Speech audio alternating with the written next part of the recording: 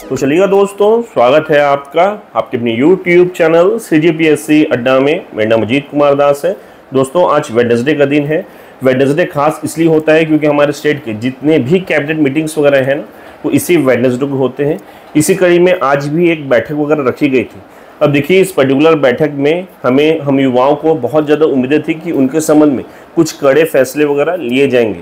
Specially देखिएगा, वह छात्र जो यहाँ पे CGPSC, व्यापम एवं उनसे रिलेटेड जितने भी एग्जाम्स होते हैं ना, जैसे कि आगे चलकर शिक्षक भर्ती होनी है, फिर अमीन पटवारी हो गया, फिर आपका आबकारी आरक्षक हो गया, RI पटवारी हो गए, उन जो अन्य समस्त भर्ती है उनके संबंध प्रिपरेशन वगैरह कर रहे हैं ना, उनके लिए कुछ कड़े फैसले वगैरह लिए जाएंगे, ऐसी उम्मीदें थी। और वैसे ही कुछ होते हुए दिख रहे हैं, क्योंकि एक बहुत बड़ी अपडेट आप सभी युवाओं के लिए निकल कर आ रही है, जिस पर मैं डिटेल चर्चा करूंगा। तो आपको वीडियो को लास्ट तक जरूर बन रहना, तभी चीज़ों को समझ पाएंगे। बाकी वीडियो स्टार्टिंग में एक छोटी सी रिक्वेस्ट है कि वीडियो को लाइक, शेयर और सब्सक्राइब करना बिल्कुल भी नहीं भूलेंगे। बाकी चलिए डिस्कशन वगैरह मैं स्टार्ट करता हूँ। देखिए दोस्तों, अभी जो अपडेट्स वगैरह निकल कर आ रहे हैं ना, आप सभी अभ्यर्थियों के लिए बहुत ज़्यादा खास है। खास इसलिए है क्योंकि देखिएगा, प्रीवियसली भी मैंने आप सभी साथियों को बहुत बार बोला है कि वह सभी अभ्यर्थी जो अननेसेसरी जो है ना, यहाँ पे फॉर्म फिलिंग वगैरह अलग अलग एग्जाम के लिए करते हैं ना, अगर चलकर आप लोग को तकलीफ हो सकती है। मैं बार बार कहता था कि देखिएगा, फ्री फंड हो गया है फॉर्म फिलिंग, तो उसका ये मतलब नहीं कि उसका मिसयूज़ करना है।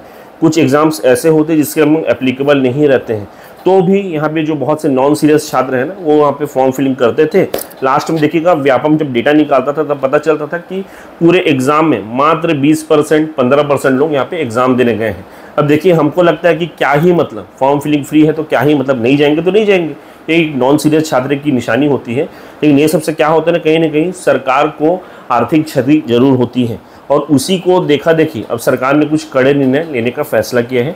दरअसल देखिए, यहाँ पे रेलवे का जो एग्ज़ाम सिस्टम है ना, उसको फॉलो किया जा रहा है। अब रेलवे में क्या होता था, आप सभी जानते हैं कि जब भी आप यहाँ पे CBT 1 होता है ना उनका, यानी कि कंप्यूटर बेस्ड टेस्ट होता है रेलवे का, जैसे ही आप कंप्यूटर बेस्ड टेस्ट दे के आते हैं, उसके पश्चात फॉर्म फिलिंग के दौरान आपसे जितने भी पैसे लिए जाते हैं ना, उसका मेजर हिस्सा आपको रिटर्न कर दिया जाता है। यानी कि यदि मैं जनरल कैटेगरी की बात करूं तो 500 रुपये का फॉर्म फिलिंग फीस लिया जाता है। जैसे ही आप कंप्यूटर बेस्ड टेस्ट दे के आ जाते हैं, उसके पश्चात 400 आपको रिटर्न कर दिया जाता है। तो वही पॉलिसी जो है यहाँ पे स्टेट में भी फॉलो किया जाएगा, ऐसा बताया जा रहा है। डिटेल जानकारी नहीं दी गई है, इतना बताया गया है कि यहाँ पे आप लोग फॉर्म फिलिंग के दौरान पैसे जमा करेंगे, यानी कि आपको फीस पे करना पड़ेगा, जो कि अब तक नहीं करना पड़ता था, अब करना पड़ेगा। और जैसे आप एग्ज़ाम वगैरह देके आएंगे ना, उसके पश्चात आपको पैसे रिफंड हो जाएंगे। तो एक अच्छी पहल है। देखिए, किसी का पैसा यहाँ बर्बाद नहीं हो रहा, उल्टा आपको पैसा मिल जाएगा। लेकिन इससे क्या होगा, वह छात्र जो सीरियस नहीं रहते, जो टाइम पासबाजी करते हैं, एटलीस्ट वो लोग यहाँ पे फॉर्म फिलिंग वगैरह नहीं करेंगे, क्योंकि इंस्टेंटली तो आपका पैसा कट रहा है ना, 500 1000 जो भी है, तो पैसा तो आपको कटेगा ही ना। तो वैसे लोग इस बार देखिए हिम्मत नहीं करेंगे फॉर्म फिलिंग। इसके लिए सारे प्रयास वगैरह किए जा रहे हैं, जो कि मेरी सबसे अच्छा भी है। अब जो सीरियस कैंडिडेट है उसको कोई टेंशन नहीं, वो तो फॉर्म फिलिंग करेगा, क्योंकि उसको पता है उसको आगे चलकर सिलेक्शन लेना भी है। प्लस देखिए, आप उसके एग्जाम देने के पश्चात उसको उसके पैसे वापस मिल जाएंगे, तो कोई चिंता का विषय ही नहीं है। तो सरकार की तरफ से एक अच्छी पहल है।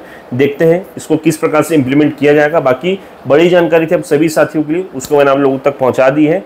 बाकी इस पर्टिकुलर मुद्दे पर आप लोग की क्या राय है, कमेंट बॉक्स खुला है, मुझे अपने कमेंट्स, अपने रिप्लाई वगैरह जरूर दीजिएगा। बहुत बहुत धन्यवाद, थैंक यू सो मच आप सभी को।